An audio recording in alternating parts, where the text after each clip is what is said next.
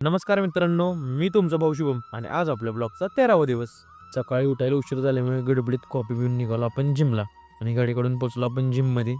गेल्या गेल्या घेतले बजरंगबलींचे दर्शन आणि केला वॉर्मअप स्टार्ट. आज होता आपला बॅक आणि बायसेप्स वर्कआउट. त्यामध्ये घेतलं आपण bent over row, close grip pull down, seated rowing आणि सिंगल हँड डंबेलचे 3-3 सेट. त्यानंतर बायसेप्ससाठी घेतले आपण dumbbell curl, preacher curl, close grip curl आणि रिव्हर्स हॅमरचे 3-3 सेट आणि वर्कआउट फिनिश करून निघालो आपण घरी.